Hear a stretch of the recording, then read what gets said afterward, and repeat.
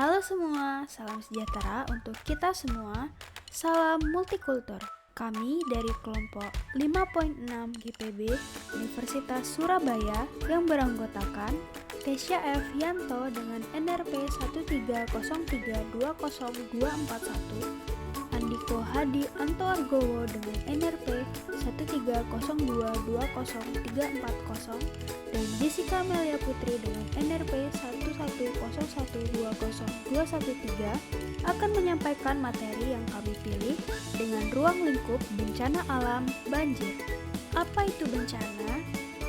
Definisi bencana menurut Undang-Undang Nomor 24 Tahun 2007 tentang Penanggulangan Bencana menyebutkan definisi bencana sebagai berikut.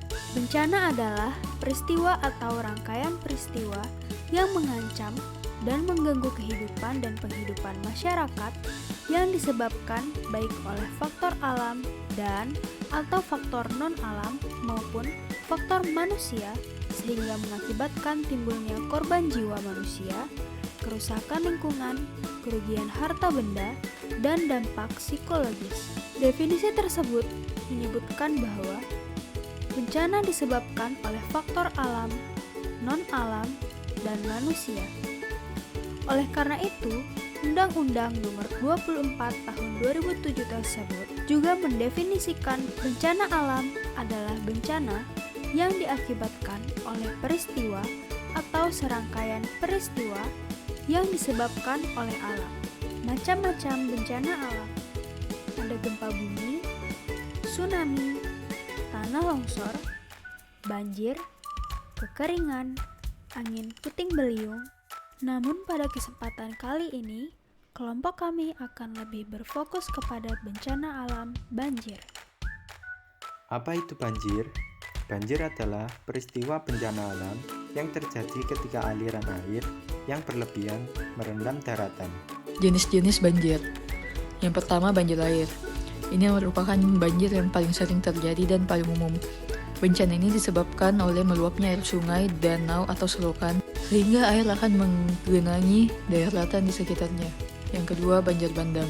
Jenis bencana alam banjir yang satu ini tidak hanya mengandung air, namun juga lumpur dan berbagai material lainnya, sehingga dapat menyebabkan kerusakan yang sangat besar dan berbahaya.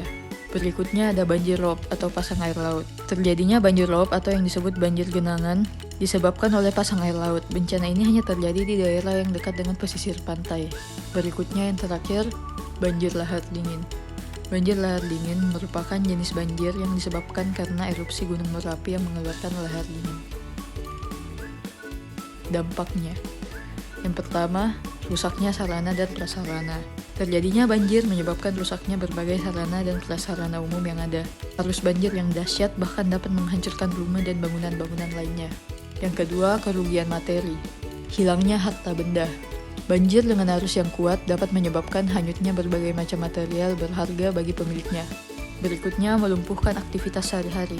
Terjadinya banjir juga akan menyebabkan terganggunya aktivitas sehari-hari. Sebagian besar kegiatan di daerah yang terkena bencana ini tidak akan berjalan dengan normal. Contohnya, berhentinya kegiatan belajar mengajar di sekolah. Berikutnya, timbulnya berbagai jenis penyakit. Banjir menyebabkan lingkungan sekitar menjadi kotor dan kumuh. Air akan menggenangi tempat-tempat sampah dan membuat sampah berserakan. Hal ini tentunya akan memicu timbulnya banyak bibit penyakit seperti diare, disentri, dan berbagai penyakit kulit seperti panu. Yang terakhir, mengakibatkan adanya korban jiwa. Banjir yang sangat dahsyat dan mendadak akan banyak menimbulkan korban jiwa. Arus air banjir yang sangat kuat dapat menyebabkan orang hanyut dan tenggelam, sehingga banyak korban yang meninggal. Penyebab terjadinya banjir. Yang pertama, kondisi topografi. Daerah dengan kondisi topografi rendah atau disebut dataran rendah akan lebih berisiko dilanda banjir daripada dataran tinggi. Hal ini umum terjadi karena air mengalir dari tempat yang tinggi ke tempat yang lebih rendah.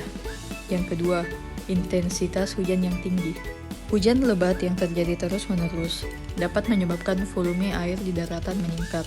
Apabila terus terjadi, maka sungai tidak akan mampu lagi menampung banyaknya volume air yang ada. Akibatnya, air sungai meluap dan terjadilah bencana banjir. Yang ketiga, penyumbatan aliran air.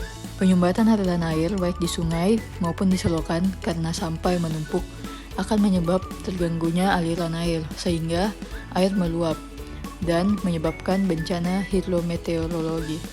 Yang keempat, sedikitnya area peresapan air. Pada saat ini, area peresapan air sangat jarang ditemukan, terlebih di daerah perkotaan.